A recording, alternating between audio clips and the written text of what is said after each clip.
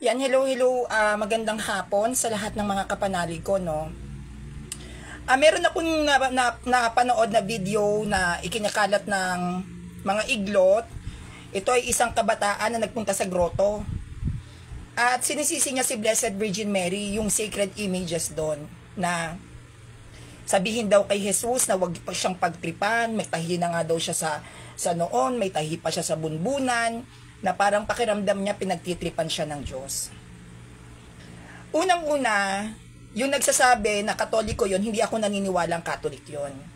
Kasi wala pong Katoliko na matino na questionin yung kanyang pananampalataya bilang isang Kristiyano.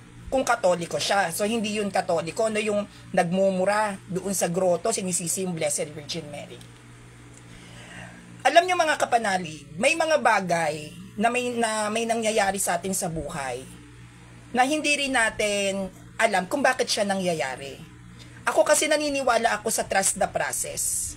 Naniniwala ako sa bagay na yan na may dahilan kung bakit ka naghihirap. May dahilan kung bakit ka nasasaktan. May dahilan kung bakit ka na-offend. Nung wala pa ako sa simbahan, sa totoo lang, dumating ako sa point na sa sobrang hirap ng buhay ko dahil mag-isa ako sa karya ako natutulog, no? Sa karya ako nabubuhay. Dumating ako sa point na kulang na lang sambahin ko si Satanas na ang sabi ko, Satan, kung magiging mayaman ako, kung magiging mayaman ako sa pamamagitan ng pagsamba ko sa iyo, sasambahin kita. Para lang mabalikan ko yung mga taong nang api sa akin. Mabigyan ko ng leksyon yung mga taong lumait sa akin, nanakit ng kalooban ko. Sa sobrang galit ko din noon, kinwestiyon ko yung Diyos na parang, bakit ganon? Lahat ng hinihiling ko, hindi mo binibigay. Pero yung pinagdadasal ko sa ibang tao, yun yung binibigay mo. Pero lahat ng hiling ko, hindi mo binibigay. At nagpatuloy yan na nagpatuloy yung pagdurusa ko na hindi ko naisip na meron palang dahilan kung bakit yun nangyayari. Na yung paghihirap ko noon, nung ako'y nag-iisa na halos mag-suicide na ako, yun pala yung magtuturo sa akin kung paano ka maging matibay. Kasi kapag nasa sitwasyon ka, nang nahihirapan ka, hindi mo naiintindihan kung bakit ba nangyayari to. Kapag nasa sitwasyon ka na nasasaktan ka, hindi mo naiintindihan kung bakit ka nasasaktan ngayon. Kasi diyan papasok yung pagiging makasarili nating mga tao di ba? Ang isinasaalang-alang natin yung nararamdaman natin. At dahil tayo ay nakatutok sa nararamdaman natin na masakit, na mahirap, ang nangyayari diyan, maghahanap tayo ng sisisihin. Sa totoo lang mga kapanalig, wala namang kinalaman ang Diyos sa kung ano ang nararamdaman mo ngayon, kung nahihirapan ka ba o nasasaktan. Dahil yung mga paghihirap na pinagdadaanan natin, yung mga sakit at pasakit na naranasan natin sa buhay, yan ay bunga ng ating mga desisyon. Kung ano ang iyong naging desisyon sa buhay, yun ang iyong aanihin. Kaya dun sa kabataan na may tahi yung ulo, di ba sabi niya, sinisisi niya si Blessed Virgin Mary, maaaring kasalanan mo na aksidente ka, nadulas ka, dumaan ka dun sa madulas na daan, nadulas ka. Kasalanan ba ni Blessed Virgin Mary yon? Kasalanan ba ni Christ? Hindi kahit kailan loloobin ng Panginoon na mapahamak tayong mga tao. Binigay nga niya yung buhay niya di ba? Binigay nga niya yung buhay niya sa atin para iligtas tayo sa kasalanan, tubusin. May ganun bang Diyos? Na ang Diyos natin napakabuti, matutuwa siya at malulugod, na masaktan ka, na maghirap ka. Siya nga mismo na Diyos na nagkatawang tao, pinatay pa ng mga tao mismo. Tayo pa ang kumitil doon sa Diyos na nagkatawang tao, na ang tanging ginagawa lamang niya ay mahalin tayo. Nagreklamo ba siya? Sinabi niya ba na kayong mga tao kayo, mga bastos kayo? Gumanti ba Diyos? Di ba hindi? Ano ang ginanti ng Diyos? Pag-ibig. Di ba? Nagalit ba siya sa ama? Sinabi niya ba dun sa ama niya na, Ama, pabaya ka, hinayaan mo akong mamatay sa krus, anong klaseng tatay ka? Hindi. Pero inunawa niya at inintindi niya. Sa kabila ng pasakit at paghihirap ni Kristo sa krus, hindi siya dumaing o hindi siya nagpakita ng galit sa ama. Dahil nagtitiwala siya sa proseso. Sa kabila ng hirap at sakit na pinagdadaanan ni Christ, nagtiwala siya sa kanyang ama na alam ko meron tong maidudulot na mabuti. At ano yung naidulot na mabuti nun? Yung pagtitiwala ni Christ sa process kahit na nasasaktan siya. Ang naidulot na mabuti nun ay nailigtas ang sangkatauhan. Yung mga pain, yung mga sufferings, meron yan dahilan na maaaring kinabukasan sa susunod na buwan, meron kang bigat na pagdadaanan na kailangan mo ng strength. Kailangan mo ng courage. At hindi ka magkakaroon ng strength kung hindi ka magkakaroon ng courage kung hindi ka masasaktan. Tingnan nyo yung mga mayayaman. Diba? Hindi sila problema sa pagkain. Yes. Nabibili nila lahat ng gusto nila. Pero pag oras na nakaramdam sila ng pain, anong ginagawa? Suicide. Di ba? Tingnan nyo si yung anak ni Miriam Defensor Santiago. Takot siya na maging failure. Sa sobrang taas ng standards niya, yung anak ni Miriam Defensor Santiago, ayaw niyang maranasan yung failure. Yung bumaba yung grade, anong ginawa ng anak ni Miriam Defensor Santiago? Nag-suicide. Kalimitan sa mga taong may depressions, sa mga tao na may anxiety, yan yung mga tao kasi na masyadong nag-o-overthink, na pakiramdam nila hindi na matatapos ang problema nila. Ang mga bagay na dumadating sa ating buhay, ito man ay mabuti o masama, lagi nating iisipin na yan ay may maibubunga sa ating mabuti. Kahit na sabihin mong nasasaktan ka, kahit na sabihin mo na nahihirapan ka, lalo na sa panahon natin ngayon, sa totoo, ako nga din po may pinagdadaanan. Kung alam nyo lang po, no? Kahit na meron tayong mga pinagdadaanan, lagi tayong magtitiwala sa proseso na nararanasan ko to kasi alam kong may dahilan. Hindi ko pa nakikita sa ngayon kasi hindi pa siya natatapos. Hintayin nating matapos yung hirap. Hintayin natin matapos yung sakit. Tsaka natin maiintindihan kung bakit siya binigay sa'yo. At hindi yan kasalanan ng Diyos. Kung nasasaktan ka, kung nahihirapan ka, hindi yan kasalanan ng Diyos. Bakit? Dahil kalimitan sa kapalpakan natin, kung bakit tayo nasasaktan, kung bakit tayo nahihirapan, yan ay bunga ng mga mali nating desisyon. Pag tayo ay nagkakamali ng desisyon sa buhay, yan ay nag-i-impact sa buhay natin. At dahil sa pagkakamaling yon na nagagawa natin, naiintindihan natin kung paano natin siyang itatama. For us to be able, the wrongdoings nating mga tao, kailangan natin siyang maramdaman. At pag nararamdaman mo na yung mga wrongdoings na ginagawa natin, doon mo marirealize mali ako dito. Sa susunod, hindi ko na to gagawin. Kailangan kong baguhin yung mindset ko. Kahit ako, naranasan ko din yan. Nagtanong ako sa Diyos na, Lord, bakit ka naman ganon?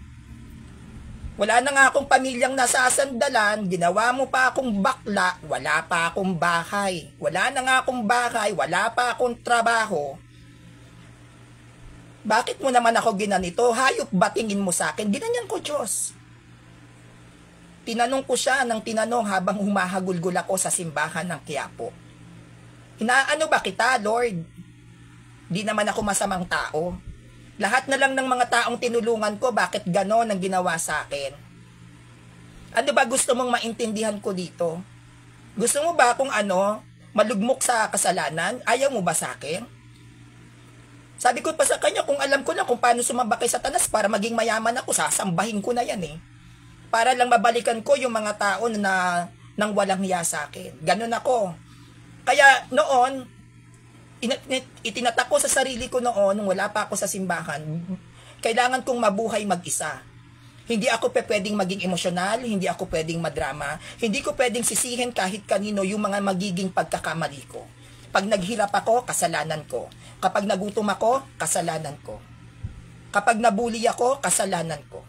Hindi ko siya pwedeng i-blame kahit kanino. Pero ang sabi ko noon, Lord, dahil hindi mo naman ako pinakikinggan, tabla-tabla muna tayo. Kaya ang tagal kong walang Diyos.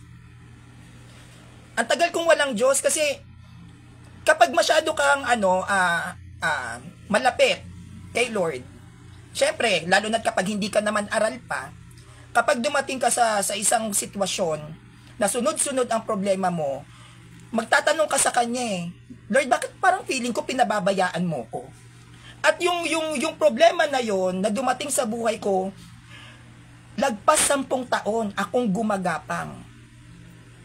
Lagpas 10 taon ako na nakalugmok sa lupa, na wala akong ginawa kundi umiyak ng umiyak. Nandiyan yung pananakit ng tatay ko sa akin, uuwing laseng, bubugbukin ako, papatulugin ako sa banyo, doon ako mag-overnight, or minsan ikakandado na yung pintuan, doon ako sa pinakalabas ng pintuan, natutulog para akong aso.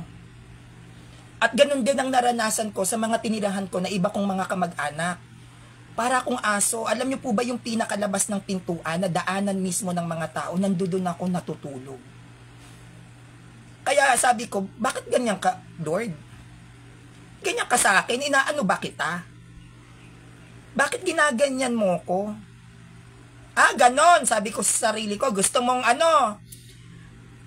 akong mapahiya, gusto mo akong mapahamak, gusto mo layuan kita, gusto mong magalit ako sa'yo, o sige. Simula sa araw na to, hindi na ako tatawag sa'yo. Kaya matagal ko siyang hindi kinausap. Matagal akong nagalit sa kanya.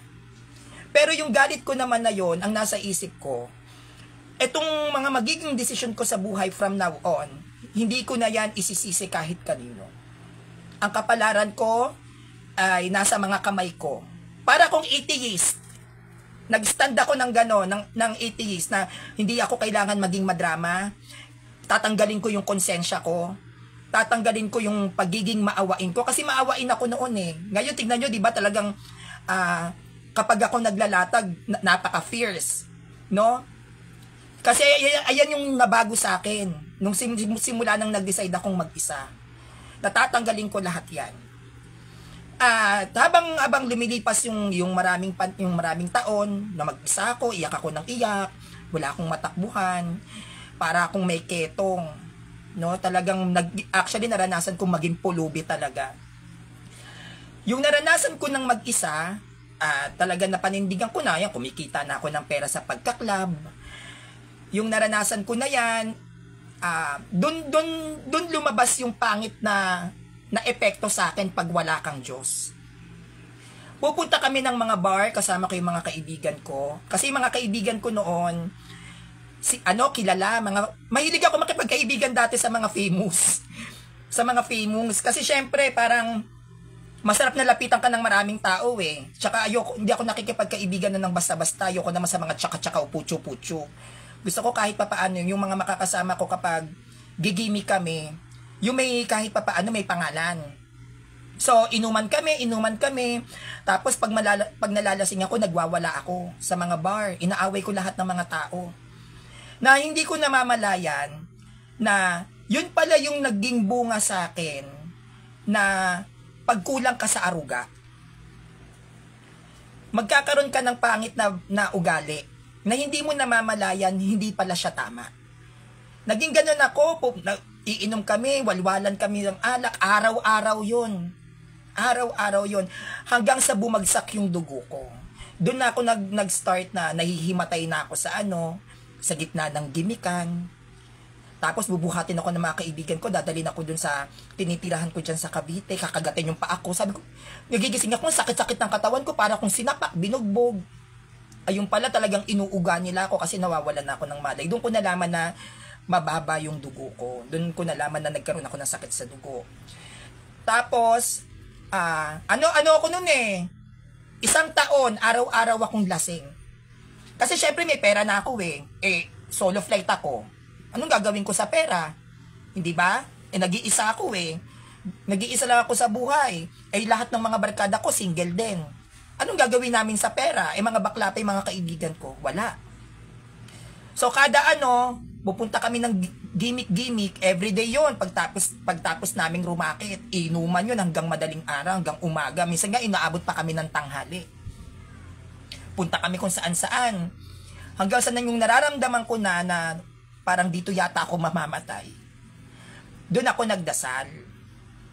Nasabi ko, parang nararamdaman ko, Lord, ang layo-layo ko na sa'yo. Pero hindi kita kasi maramdaman talaga eh. Hindi kita maramdaman sa totoo lang, sabi ko, kasi nagagalit ako sa sitwasyon ko.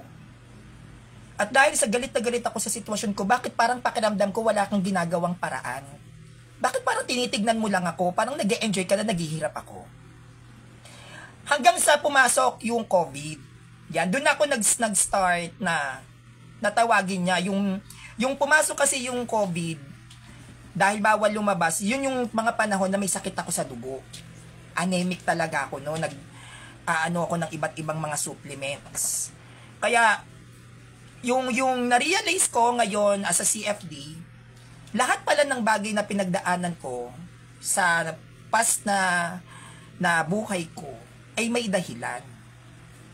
Tinuruan ako ng nakaraang buhay ko kung paano mabuhay mag-isa. Tinuruan ako sa nakaraang buhay ko, bagamat hindi maganda, yung mga pinagdaanan ko talaga, tinuruan niya ako na maging matapang. Tinuruan niya ako na lumaban. Tinuruan niya ako kung paano ko dapat ipagtanggol ang sarili ko, na hindi sa dami ng tao masusukat ang katotohanan. Basta't alam mo ang katwiran mo at alam mong nasa tama ka, manindigan ka at lumaban kang mag-isa. Huwag mong iaasa sa ibang tao ang kapalaran mo. Magtiwala ka sa proseso. Pinagdadaanan natin yan, yung hirap, yung sakit, kasi may dahilan. Dahil isang araw magagamit mo lahat ng mga pangit na naranasan mo at gagawin ng Diyos, gagawin niyang positibo yan. Yung tapang ko noon, basagulera ako. Totoo po yan, nananampal ako. Yung mga kaibigan ko, ilag na ilag sa akin. Kapag ako tumingin sa lahat ng mga kaibigan ko, isang tingin ko lang at nagkamali ng sagot sa akin sa harap ng maraming tao, nakakatikim sila sa akin ng sampal. Proven po yan. Kahit mga malalaking pa sila, bakla. Hindi ko sila kinatatakutan, sinusugod ko talaga. Kasi malakas ang loob ko noon dahil syempre maraming nagkakagusto sa aking lalaki during that time eh. Syempre ang kahinaan lang naman ng mga lalaki, maganda katawan eh. Kahit papaano naman, lumalaban naman yung katawan ko. Kaya hindi nila ako pwedeng pitikin. Dahil oras na pinitik nila ako, mabubugbog sila doon kung saan kami umiinom. Kaya, tikas ako, isa ako sa kinatatakutan. Kahit dyan sa Boni, pag bumababa ako dyan sa Boni, may inuman dyan dati, uso pa yung plan. Pag bumababa ako, andyan na si Mocha. Pagbaba ko doon, lahat na ng mga tao nakatingin na sa akin, may upuan na ako. At take note, hindi ako bumibili ng alak. Mga tao sa paligid ko. Kapag ako nalasing at nakarinig ako ng hindi maganda, sapok sa akin lahat ng kontra. Ganon ako kasama. Ganon ako kamaldita. Totoo po yan. Kahit ang mga kapatid ko, alam ang ugali ko. Puro lalaki pa yon, to think. Kahit ang mga pinsan ko, alam ang ugali ko, nakatikim sila ng kamay ko. Pero yun yung binago sa akin ni Lord nung nakilala ko siya. Ang natutunan ko is, kung hindi mo kayang magpatawad, kalimutan mo na lang sila. Kasi pwede ka naman para sa akin pwede ka naman din kasing magpatawad na hindi mo na pa kailangan pang sabihin sa kanila na pinapatawad na kita. Pwede naman tayo magpatawad kasi ako para sa akin on my own perceptions, kapag alam mo na yung taong nakapaligid sa'yo toxic, tapos kailangan mo pang makipag-ayos, hindi ako ganon. Pag alam kong toxic ka, lalayuan kita. Hindi kita didikitan. Kasi sa ngayon, nung ako ay naging CFD, pinoprotektahan ko yung peace of mind ko. Kaya limitado lang yung mga taong pwedeng pumasok sa buhay ko. Pag alam ko na tong taong to, ang siyang sisira ng katahimikan ng isip ko, ngayon pa lang, inaalis ko na yan. Kasi magkakasala ka di ba na, halimbawa, may kaaway ka. Tapos, sabi sa atin, di ba, ibigin mo yung kaaway. Alam mong plastic.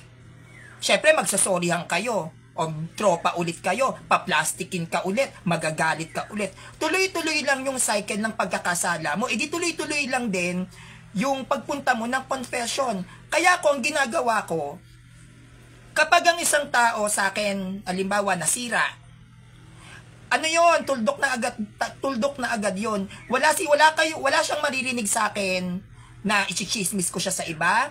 Wala siyang maririnig sa akin na may malalaman siya na may sinasabi ako para siraan siya, wala. totally yon, hindi na kita kilala. Kasi pag nalaman ko na yung ugali ng isang tao at hindi siya swak sa ugali ko, hindi na ako nakikipag-communicate sa kanila. Kasi magkakasala ka lang. Ganon din sa mga sitwasyon na kapag ikaw ay nasa sufferings naman. Diba? Limbawa, number 1 ngayon, ang problema talaga natin, pera. Pera, sakit. Diba? Kapag nakakaranas tayo ng financial problem, 'di ba? Ng financial problem, ang iisipin, ang gagawin ng ibang Katoliko, oy, ano kayo? Ang gagawin ng ibang Katoliko, magro-rosary. Gagawing bangko yung rosary, ay para magkapera ko, kailangan makapag-rosary ako. Hindi ganon. Kung gusto mong magkaroon ng sapat na pera, matuto kang magtrabaho. Maging masipag ka.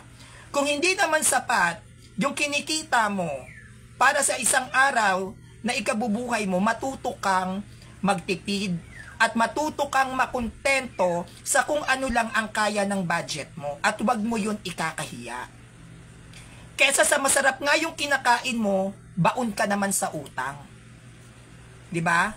Baon ka naman sa utang. Kasi ako, halimbawa, kapag itong araw na to, ang nakuha ko lang is 200 pesos. Ang pagkain ng aso ko na dog food, 1 kilo. 1 kilo sila ng 1 kilo 100 pesos. So may 100 pesos pa ako. So 65 yung bigas. O yung 65 pesos na bigas, ang gagawin ko dun sa matitira, bibili ako ng itlog. Buti na nga lang, marunong akong kumain ng fresh egg na ihahalo sa mainit na kanin. Ay, yung kanina yung kinain ko. Fresh egg na ihahalo sa mainit na kanin. Ayun, malaking pasasalamat na ako doon na, Lord. Thank you. Nabusog ako. Thank you. Nabusog yung mga alaga kong aso. Sa halagang sa halagang 200 piso, thank you, Lord. Nakasurvive kami ngayong araw na to. Huwag natin problemahin yung mga bagay na hindi pa naman natatapos. Magtumutok lang tayo sa ngayon. Kaya tayo nag-overthink kaya lagi tayong balisa, lagi tayong tuliro, lagi tayong nagwo-worry. Kasi yung mga bagay na hindi pa naman dumadating, binibigyan nyo na ng conclusion. Kung ano lang yung agenda for today, dun lang tayo tumutok. O ano ba yung gagawin mo ngayong araw? Hindi ba? Ngayon, dito naman sa feeling ko 80s yun yung sabi niyang kinakausap na si Birhing Maria na feeling niya pinagtitripan siya, bakit daw ang dami niyang tahi, may tahi siya sa noo, may tahi siya sa gito, sunod-sunod daw yung kanyang kalbaryo. Wala naman silang kasalanan Pwede kasing nagkaroon ka ng tahi dito dahil din sa katangahan mo, di ba? Maaaring dumaan ka doon sa lugar kung saan madulas. Nadulas ka. Kasalanan ba ni Maria yon na nadulas ka doon? Di ba? Maaari naman na pumunta ka sa isang lugar, pagtayo mo, nauntog ka, nabiyak yung bunbunan mo. Kasalanan ba ng Diyos yon? It's your fault. Hindi ka naging maingat. Hindi natin dapat sinisisi ang Diyos. Siguro, mas maganda kung ang sasabihin natin, Panginoon, pagalingin nyo naman yung sugat ko kasi tanga ko. Hindi naman bumaba si Kristo o ang Diyos para sabihin dito ka dumaan. Kung doon ka nadula, sinabi ba ni Maria dumaan ka doon? Bakit isisisi mo? Ang lahat ng nangyayari sa atin, sa buhay natin ngayon, yan ay bunga ng mga desisyon natin sa buhay. Kaya ako, sa totoo lang, bilang isang Katoliko, at independent din ako, wag natin isisi sa ibang tao, wag natin isisi sa Diyos, wag natin isisi rin sa sarili natin. Trust the process. May dahilan kung bakit mo pinagdadaanan yan. At yung dahilan na yan, na pinagdadaanan mo, yan ang magbibigay sa iyo ng kakaibang tapang para mabuhay ka ng matagal. Mapalad ang mga tao na binabatbat ng pagdurusa. Dahil parang sundalo yan, mas lalong nasusugatan, mas lalong lumalaban. Mas lalong nasasaktan, mas lalong tumatapang. Kaya kapag nadapa tayo, pray. Lord, give me strength, give me wisdom, give me courage na mabuhay. Maraming mga bagay na pwede nating isipin na ang grateful pa din natin. Nagrereklamo siya, may tahi siya dito. Nagrereklamo siya kay Maria para siyang pinagtitripan sa buhay. Ano pa yung mga nakatira sa Africa na malnourished? O kung pinagtripan siya, ano yung mga nandoon? Sinumpa? Yung mga inalagaan ni Mother Teresa na mga may ketong. Sinumpa ba? Ano yun? Sinumpa? Yung mga nanay na may 8 anak na iniwan ng asawa. Na ang kinabubuhay paglalabada. Paano yon? Hindi ko minamaliit yung mga problema nyo. No? Kasi syempre, iba-iba naman tayo ng kung paano natin dadalhin. Pero yung sinasabi ko lang, is bigyan natin to ng silver lining. Bigyan din natin ng positive na reaction kung bakit mo siya pinagdadaanan. Hindi tayo dapat nagsa-self-pity. Na parang biktima tayo. Kasi kung magiging ganyan ang mentality natin, magiging mahina ka. Kailangan, ikaw mismo sa sarili mo, ang magpapayo sa sarili mo. Kasi ganun ako eh. Hindi ako mahilig humingi, hindi ko hilig humingi ng payo sa iba. Totoo yan. Hindi ako mahilig humingi ng opinyon, hindi. Sa aral, oy kuya, ano ba yung stand dito? Parang nalito ako. Yan, maasahan nyo ako doon. Pero yung manghihingi ako ng advice sa ibang tao kung paano yung buhay na dapat kong gawin, hindi ko yan kahit kailan naging ugali. Kasi pag ako gumagawa ng desisyon, sarili ko kinakausap ko. Na, Sanrio, may problema ka. Ano ang plano mo dito? Issue ka sa INC ngayon. Ang daming umaatake sa'yo. Ano bang gagawin mo? Paano mo susolusyonan yan? Kasi gusto ko, ako yung lulutas ng problema ko. Ayoko kasi siyang iasa sa iba. Tapos kapag tinanggap ko yung payo ng iba at hindi siya naging successful, sisisihin ko siya. O kawawa naman din yung tao, di ba? Nagmalasakit na nga sa akin, siya pa yung mali. Parang kasalanan niya pa, di ba? Kaya ako, hindi talaga ako mahilig humingi ng advices. Kaya di ba pansin nyo kapag sinasabi sa akin, Sanrio, dapat ganito gawin mo, dapat ganyan ang gawin mo, o ganito yung boses mo. Hindi ba nagagalit ako? Anong sinasabi ko? Wag nyo akong turuan. Kasi ako, lahat, like what I've said, lahat ng decision ko, yun ay dahil gusto ko. Hindi dahil gusto ng ibang tao. Para at least, at the end of the road, magkamali man ako ng desisyon, wala akong sisisihin. Hindi ako magkakaroon ng doubt sa mga tao sa paligid ko na, sana pala hindi ko na lang pinakinggan to, napahamak pa ako. Kahit din po sa pagpapatakbo ng mga grupo ko, never ako nang hingi ng advice kung ano yung dapat kong gawin, ano yung dapat kong sabihin. Basta ang alam ko, dumadami sila. Walang kahit na sino, mga admin doon, na pinangunahan ako na ganito gawin mo, ganyan ang gawin mo. Wala. Kasi alam ko kung ano yung desisyon na dapat kong gawin. Alam ko po kung ano yung desisyon. Kaya nga, sabi ko nga din po sa ibang mga Protestant, di ba, na tawag nito, na kaklose ko, nandoon ako, sa mahal ko yung kapwa ko. Syempre, ayun naman ang gusto ng Diyos, di ba? Magmahalan tayong lahat. Kaya lang, sabi ko, kung nasasagasaan ko man ng ibang mga Protestant, yun ay dahil kasalanan nila. Syempre, magre-react ka pag sinaktan ka. Di ba? Sinasaktan ka, sinasabihan ka ng pangit na salita. Alam nga naman, titigan natin at magpalakpakan tayo dito. Ang pangalawa, aral yung binabasag ko. Hindi ko naman sila personal attack na pinaglalait eh. Ang nilalait ko lagi, aral. Ayun ang lagi kong dinidiktek. Pag nagsabi ako ng tanga, anong ibig sabihin ng tanga? Tanga ng aral mo. Bobo, ang bobo ng aral mo. Yun, dun lang naman ako nakafocus eh. Pero yung personal attack ng personal na buhay nila, hindi ko yun gagawin. Labas yun sa pamantayan ko. Kasi ang pamantayan ko lang is gawin ang trabaho bilang isang CFD. Kung paano ka dapat maging CFD, doon ka lang. Labas na ako sa mga personal nilang pamumuhay, kahit na may mga naririnig ako sa iba na, uy, kilala ko yan, ano yan eh.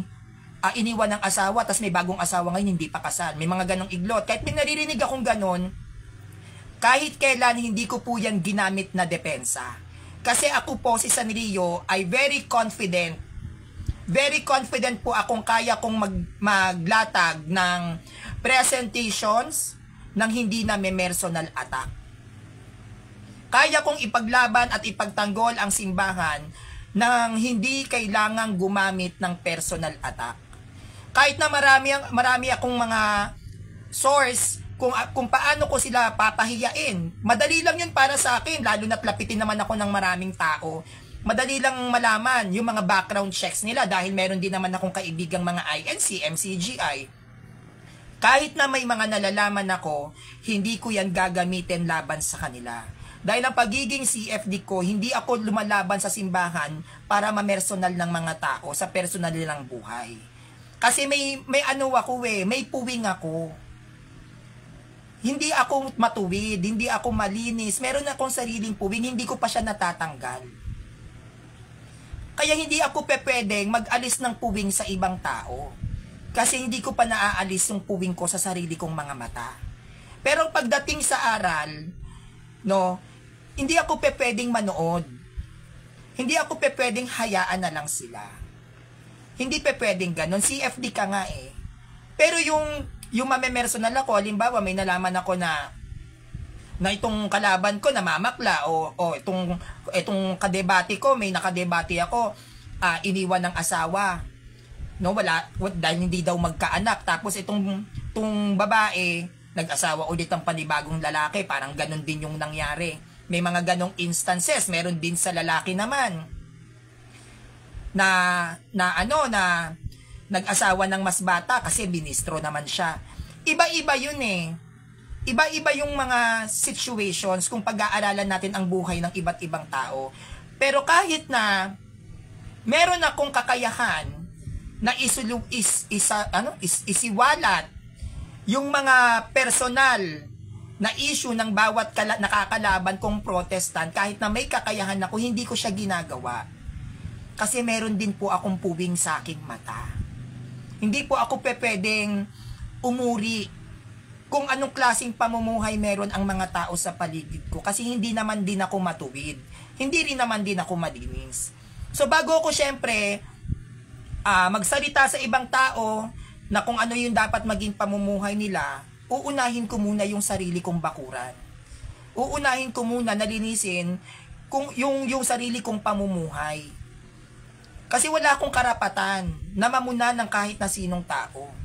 Kaya ako, kahit na dumadating ako minsan na nagda-doubt ako sa Diyos, ang lagi ko na lang iniisip, bakit ka magda-doubt, Sanrio? Jesus Christ died on the cross.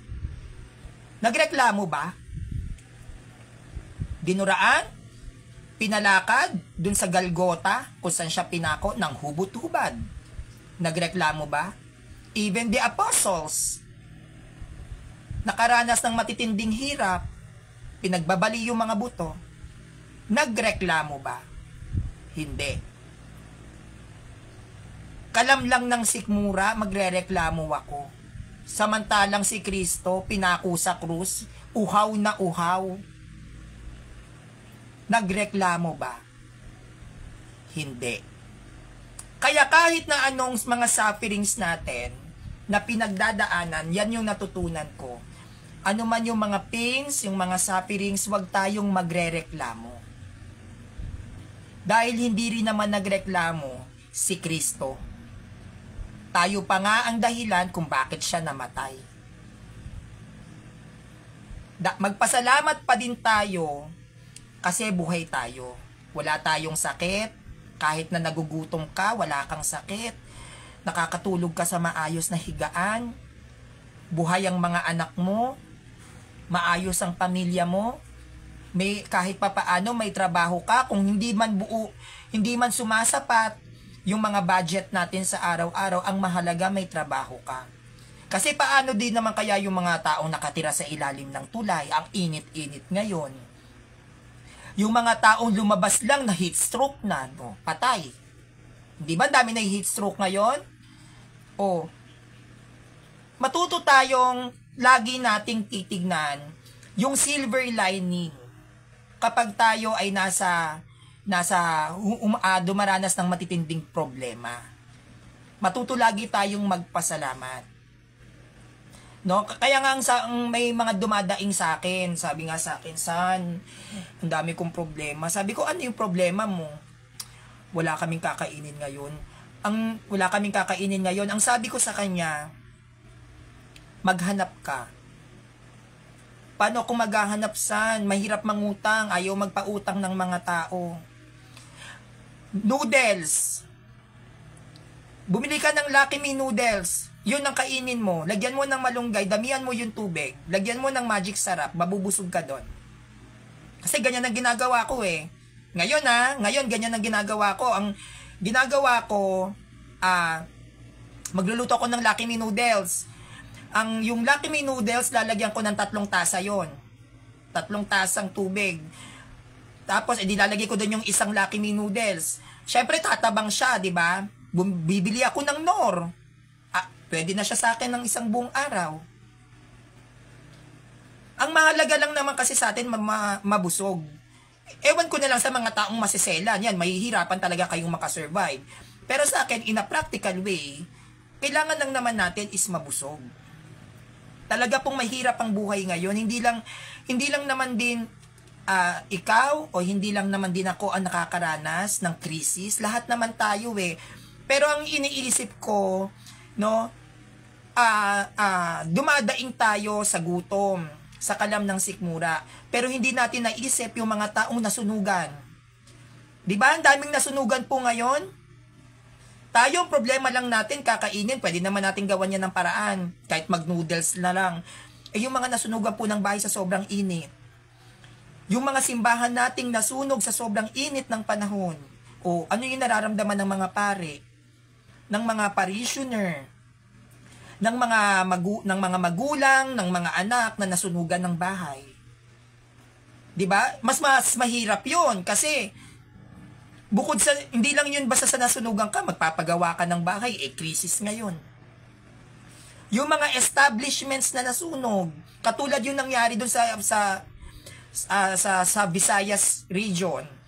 200 cars nasunog sa sobrang init. Sobrang init, nagkaroon ng malaking sunog doon. Hindi ba? Maraming mga tao na may mas mabibigat na pinagdadaanan sa atin. Siguro nasa tao na lang yan kung paano mo dadalin yung problema na pinagdadaanan natin. Hindi lang po kayo, hindi lang yung nasa video na bata na nilalait si Blessed Virgin Mary. Hindi lang naman din siya ang naghihirap. Maraming Pilipino ang naghihirap ngayon. Yung mga Pilipino na krisis ngayon, tapos may mga cancer. Yung mga Pilipino na sa krisis ngayon, may sakit pa sa kidney, nagdadialysis. Yung mga magulang na alam natin ang hirap ng pera ngayon, pero yung mga anak nila may cancer. Yung mga walang muang na bata, may cancer. Yung mga asawa na iniwan dahil losyang na, o yung mga asawa na nalaman nila ng bababae yung mga asawa nila, tapos krisis pa sa pera. Maraming may pinagdadaanan. Siguro, kapag nagkaroon tayo ng problema, this is, tip ko lang sa inyo. Huwag natin sisihin ng Diyos. Pray. Lord, help me. Yun naman kasi talaga ang dapat. Doon din ako nagkamali noon. Na sinisisi ko siya. Siguro much better kung magdadasal ka. Sabihin mo, Lord, tulungan mo ako, nahihirapan talaga ako. Hindi ko na kaya yung pinagdadaanan ko. Ikaw na lang yung malalapitan ko. Tulungan mo ako, Lord. Kasi yung pinagdadaanan ko, hindi ko alam kung sa'yo ba ito nagmumula o mali lang talaga yung mga naging desisyon ko. Bigyan mo ako ng talino. Lord, give me wisdom to understand kung ano ba tong sitwasyon ko ngayon. Lagi kayong hihingi ng guidance sa Holy Spirit na maunawaan ninyo yung pinagdadaanan ninyo. Kasi kapag naunawaan naman ninyo yung pinagdadaanan ninyo, madali nyo nang matatanggap na process lang pala to. Nasa proseso lang pala ako na maaaring nasa process ka ng purification stage. Kasi ganun daw eh. Merong nagsabi sa akin na Katoliko na kaya daw ako naghihirap dahil pinupurify daw ako. Kasi syempre, di ba, naging aktibo ako bilang Katoliko at sa dami nga rin naman na pinaggagawa ko. Nung panahong wala pa ako sa simbahan, ang sabi nila sa akin, ito daw yung tinatawag na cleansing o yung purification. Nagkakaroon daw, parang yung pag kine-cleanse ka daw, nagkakaroon tayo ng dryness. Na yun yung dapat nating pinaglalabanan. Kasi, maraming beses na rin ako nagkaroon ng spiritual dryness. Pero ang ginagawa ko, kahit na nasa stage ako ng spiritual dryness, hindi ako tumitigil sa pagpo-post. Nilalabanan ko siya, pero mahirap Mahirap siyang labanan. Pero nilalabanan ko no yung spiritual dryness na yon. Kaya ang ginagawa ko po talaga is nagdadasal ako. Talagang sumisigaw ako sa Panginoon, lalo na kay Blessed Virgin Mary kasi ang sabi ko sa sarili ko, Mama Mary, kasi alam ko hindi ako pakikinggan ng Diyos eh. Alam ko yun, hindi niya ako pinakikinggan, hindi niya naririnig yung hindi niya nga nakikita tong ginagawa ko, nararamdaman ko yun. Bakit? Kasi wala pa akong confession dahil hindi pa ako nakukumpilan. Kaya ang ginagawa ko kapag nagdadasal ako, kay Blessed Virgin Mary ako lumalapit, Mama Mary, ikaw lang ang pag-asa ko. Naman to, ipamagitan mo naman ako, total banal ka naman eh. Banal lang kasi ang pinakikinggan ng Diyos, hindi ako banal. Mama Mary, pakiabot naman kay Lord, lalo na sa anak mo. Tulungan niya ako, hirap na ako talaga. At ayun, nagugulat ako, may mga blessings na dumadating. No, may mag-aano sa akin, Sanrio, hindi kita nakikita, wala ka bang load? Sabi ko, wala nga po eh. Ay, sige, bigay mo sa akin number mo, luludan kita. Hindi ko na lang yung sinasabi sa kanila. Pero, may mga pagkakataon na nagugulat ako na, ang bilis naman. Ang bilis naman ng sagot sa panalangin ko. Kaya mali din pala yung naging way ko noon na direkto gad ako. Mali. Kapag nasa mortal sin ka at wala ka sa state of grace, lagi kang tatakbo sa mga saints na ipamagitan yung mga panalangin natin. Kasi ang pinakikinggan ng Diyos, mga banal lang. Pag hindi ka banal, hindi ka papakinggan ng Diyos. Banal lang Diyos eh. Kaya papakinggan niya, banal lang. So kapag wala ka sa state of grace, lagi tayong hihingi ng intercession sa mga saints. Kaya ako kapag halimbawa, wala na yung bigas ko, o kaya pag nararamdaman ko na ito na naman kami sa problema ko, dadasal na ako niyan. Sabi, Mama Mary, alam mo yan. Ganun talaga. Kaya minsan, nakikipagkasundo naman ako na, Mama Mary, ganun ako makipag-usap sa Diyos eh. Mama Mary, alam mo na yung problema ko wala akong kakainin bukas. Pero sige, ganito ang kasunduan natin. Aaralin ko to. Magpupuyat ako. Kaya ako nagpupuyat. Aaralin ko to, Mama Mary, magpupuyat ako. Sisikapin kong maintindihan to, pero sa isang kondisyon. Bukas ikaw bahala sa kakainin ko. Ganon yung ko. Yung way ko sa pakikipag-communication sa Diyos. Lagi akong nagbibigay ng deal. Mama Mary, sige magla-live ako. Basta, i-promise mo sa akin, sasabihin mo sa Diyos na kailangan ko ng tulong niya. Alam mo naman, Mama Mary, kung ano yung kailangan ko, ikaw nang bahala magpaabot. Pero sige, magla-live ako ngayon. At talagang nagugulat ako. Actually, hindi pa nagla-live. Hindi pa natatapos yung live ko, answered prayer na ako. May nag-chat na sa akin, Sanrio, may bigas ka pa ba dyan? Nagugulat din ako. Sabi ko, Hindi kasi sasabihin sa akin ng tao, hindi ko alam, basta parang iba yung naramdaman ko. Parang gusto lang kitang mabigyan ng pambigas mo. Meron bigas ka pa ba dyan? Kaya ang gagawin ko, wala po sige, bumili ka ng 5 kilong bigas mo. Eto, Pipicturan ko ngayon, ate, salamat po, ito po yung 5 kilong bigas ko. Nabili ko na po siya. God moves in mysterious ways. May mga bagay na akala natin pinaglalaruan tayo ng kapalaran, pero hindi lang natin alam, tinitignan lang ng Diyos kung gaano ka-faithful sa Kanya. May mga bagay na dadating ka sa pinakasukdulan na pakiramdam mo wala ng pag-asa. Pero hindi natin alam, nakatitig sa atin ang Diyos kung gaano mo siya pinagkakatiwalaan. Kung gaano kalalim ang pananampalataya mo na ang Diyos ay kikilos sa buhay mo. Kaya ako, kahit na alam kong imposible, dumarating ako sa ganung point, tao lang ako parang imposible na itong masolusyonan, ano bang gagawin ko? Pero sige, naniniwala pa rin ako. Kaya kapag hindi ako makapag-concentrate, magpapatugtog ako niyan, yung Catholic Mass na kanta, o kaya Gregorian chant, mag-aaral ako para hindi ako nakakapag-isip ng negative. Doon ko na lang siya ibubuhos. At sinasabi ko sa sarili ko, nagtitiwala ako sa iyo, Lord, sa kung ano man ang proseso mo. Kasi hindi ko naman din makokontrol kung ano yung mangyayari. Maganap nawa sa akin ayon sa wika mo. Maghapon yun. Nagsusulat ako, nag-aaral ako, doon ko binubuhos yung mga worries ko. At magugulat na lang ako kinabukasan. May magchat-chat sa akin, Sanrio, may problema ka ba? Sabi ko, wala naman po. Sanrio, meron, wag kang sinungaling. Wala po, yun ang lagi ko sinasabi sa ibang Katoliko. Hanggang sa sasabihan nila ako na hindi napanood ko kasi yung live mo, nanood ako. At naiintindihan kita. Ganun lang po yung gawin natin, no? Kahit na ikaw ay nasa pinakasukdulan ng sufferings mo, always trust the process. Maaaring inaalis sa iyo ng Diyos yung mga tao sa paligid mo kasi sila yung magpapahamak sa iyo. Maaaring inaalis sa iyo ng Diyos yung mga tao sa paligid mo kasi hindi ka uunlad pag sila yung mga kaibigan mo.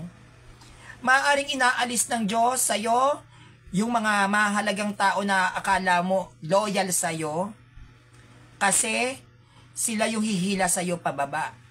Maaaring na aksidente ka, napunta ka sa isang sitwasyon na malala yung sakit mo kasi para ipakita ng Diyos sa iyo kung gaano ka nagtitiwala sa Kanya. May mga cases na napunta sa malalang sakit dahil sa sobrang pananalig sa Diyos, gumaling. Diba? Nasa pamamaraan ng Diyos yan kung paano natin isasabuhay yung ating pananampalataya sa Kanya na may paggawa. Kung paano natin yan isasabuhay. Nasa pamamaraan ng Diyos yan Pero nasa sa atin namang desisyon kung magpapatuloy ka o titigil ka. Nasa sa atin yan. Kung ikaw habang batbat ka ng problema, pero hindi nawawala at nababawasan ng pananampalataya mo at mas lalo mo siyang isinasabuhay, mas mabuti yon. Kesa naman yung batbat ka na ng paghihirap, batbat ka na ng pagdurusa, wala ka pang Diyos. Mas mahirap lalo yon. Hindi ba? Problemado ka na, wala ka pang Diyos. At least ako, kahit problemado ako, may Diyos ako. Mas okay na mamoblema akong may Diyos kesa may problema ako, wala pa akong Diyos. Hindi po ba mga kapanalig? Kaya yung dun sa video na yon, wag natin siyang tularan. Kapag tayo ay dumadating sa part na hindi na natin kaya yung pinagdadaanan natin, wag natin sisihin ng Diyos. Humingi tayo ng tulong sa Kanya kasi kailangan natin siya dahil hindi na natin kaya. Kaya kapag hindi mo na kaya at alam mo na nahihirapan ka kung paano mo gagawing positibo yung nararamdaman mo na hindi maganda, tawagin mo na ang Diyos. Huwag tayo umasa sa sarili nating kakayahan. Huwag tayong umasa sa sarili nating talino. May mga bagay na ang tao ay limitado. At pag feeling mo na limitado na yung kakayahan mo na yon, tawag na kay Lord. Lord, I need you. Hindi ko to kaya.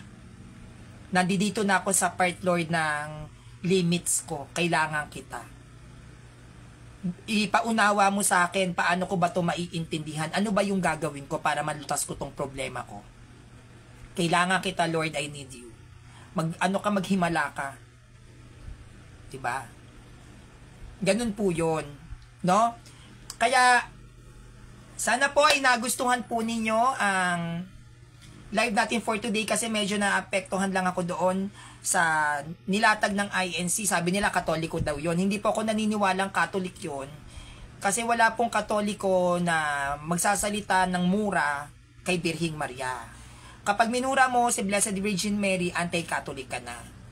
So hindi po yon Katoliko. And I know na usually yung mga nagbumura sa Blessed Virgin Mary or yung mga nag-e-edit ng mga pictures ng sacred images natin ng mga bastos, alam ko mga atheist yan. At nasaksihan ko po kasi yan, yung mga ganyan stand sa group ng mga atheist. At dito sa Pilipinas, marami po kasing feeling atheist.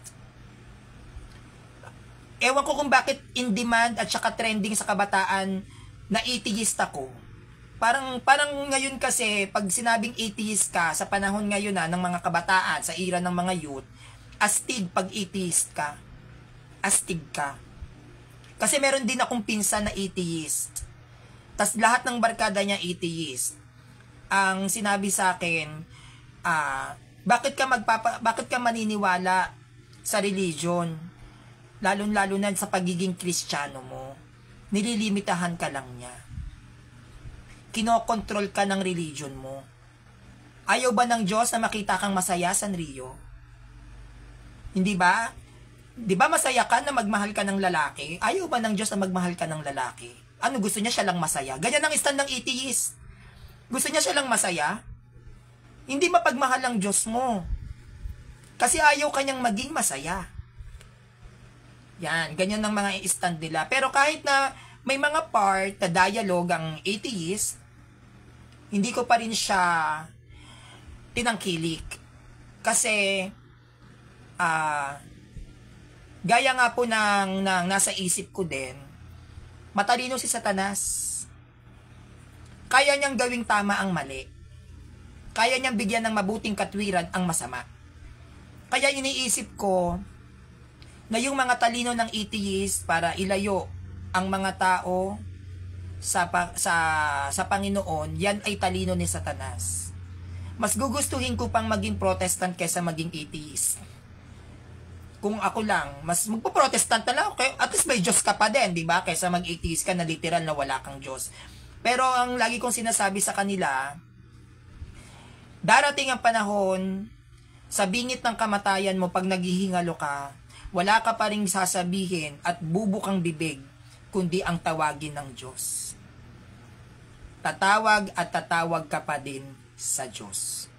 Dahil iba pag may Diyos kang kinikilala. Iba yung naibibigay niyang strength, iba yung naibibigay niyang courage, iba yung naibibigay niyang inspiration sa mga taong may kinikilalang Diyos kesa sa wala. Nagsasabi sila, science, ganito, science. Pero po para sa akin, bilang isang Katoliko at CFD, hindi po tama na kapag tayo ay nasasaktan, nahihirapan, ay dapat isisi natin sa Diyos.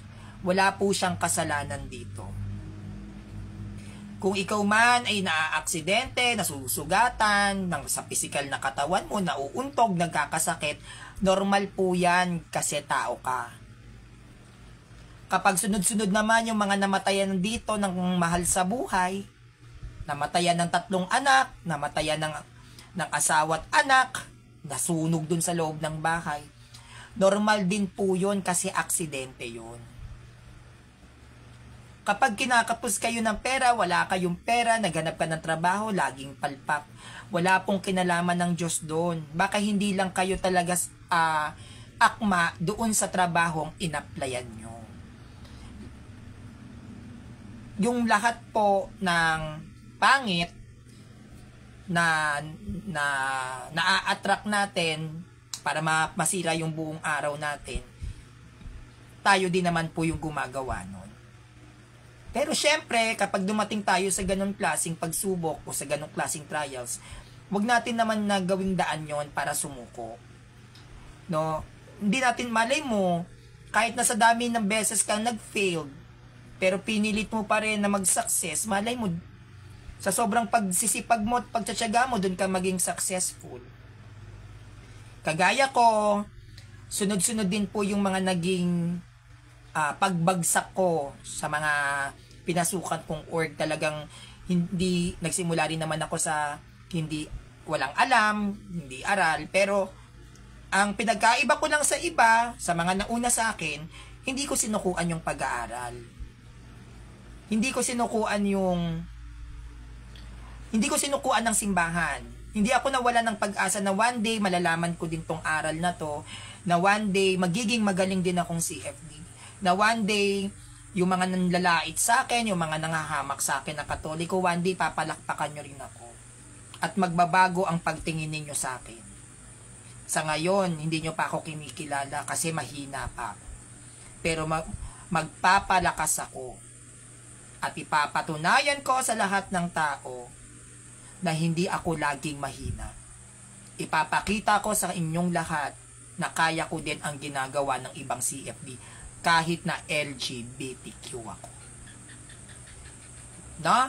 So yun lang po mga kapanalig, no? Maraming pong salamat sa inyong panonood.